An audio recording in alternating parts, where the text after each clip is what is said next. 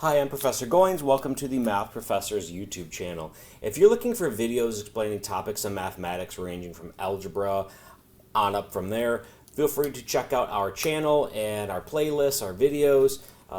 Please subscribe, share our videos. Any of those things are greatly appreciated. Let's get into the current video. I want to take a look at the Cauchy condensation test. Now, I already created a video on the Cauchy condensation test, but that video used the theorem and just went through some examples proving convergence or divergence, and just kind of showed you the concept of the statement and how to apply it in applications. What I want to take a look at in this video is let's actually prove the statement of the Cauchy condensation test. Quick reminder, what does the Cauchy condensation test say? If I have a sequence of positive terms, okay, so I've got the sequence AN, they're all positive, and in particular, they're decreasing. So it does have to decrease to 0. If I have that, then the following is satisfied. The sum from AN converges if and only if the series consisting of the power, or the terms that have an index of power of 2, so in other words, the second term, the fourth term, the 8th term, the 16th term, so on and so forth. In other words, the indice would be 2 to the first, 2 squared, 2 cubed, 2 to the fourth, etc. I take all those infinitely many terms and I construct the following series out of it. I take the terms that I just mentioned, the A2, A4, A6, and I multiply each of those by a coefficient consisting of the index. So 2A2, 4A4, 8A8, etc. So the original series converges if and only if this newly constructed series converges. Let's prove that.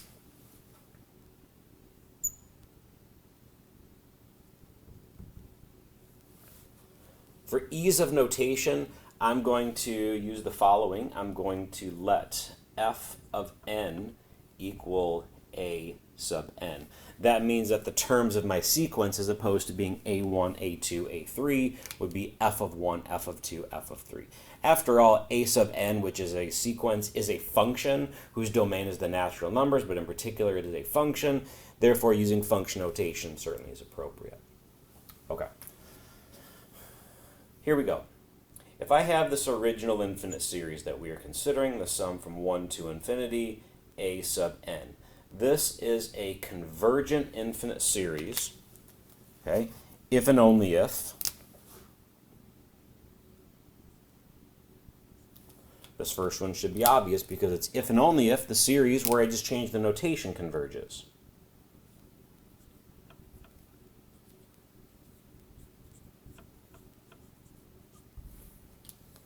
All right, again, those are the same infinite series, just a different name for the sequence. Of course, if one converges, the other one does.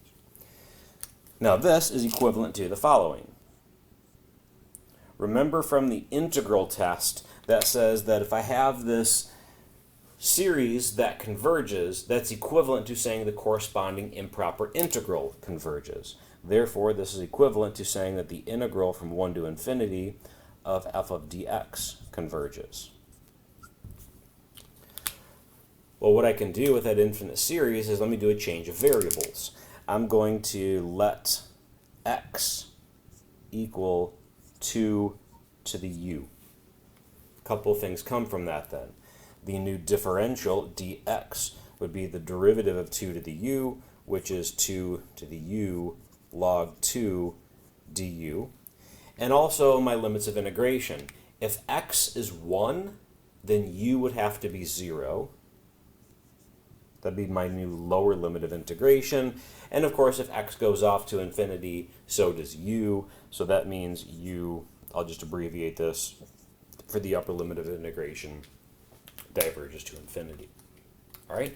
Well then, this improper integral converges is equivalent to saying the integral from 0 to infinity of, well, my dx is 2u log 2 du, and f of x would then become, so this would be 2 to the u log 2 f of 2 to the u du. And again, that's this improper integral converges if and only if this improper integral, wrong color,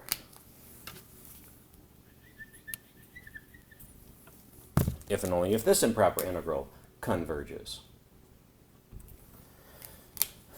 Now, the natural log of 2 is a constant, of course, and a constant factor does not impact convergence at all. Therefore, this improper integral converges if and only if this one converges.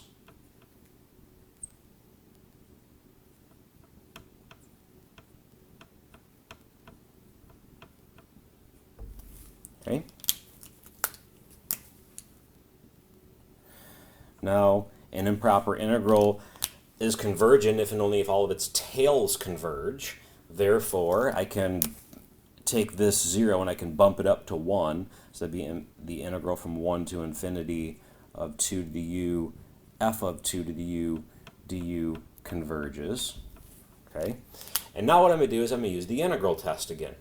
I have this improper integral that I'm saying is convergent, and therefore that would be equivalent to saying that the corresponding infinite series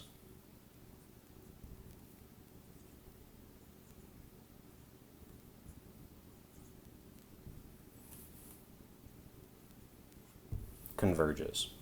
Okay. Now, one last thing, let's just go back to the original notation. Of course, this is equivalent to saying, oops, sorry about that, I grabbed the wrong marker.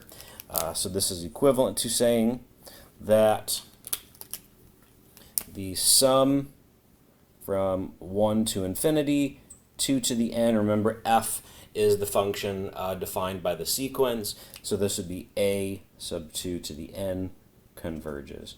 And so through this string of equivalencies, we see that the original infinite series is convergent if and only if, snaking through all of these, I get this final infinite series is convergent, which again is the series that is mentioned in the Cauchy condensation test. Thank you for watching, and please consider subscribing.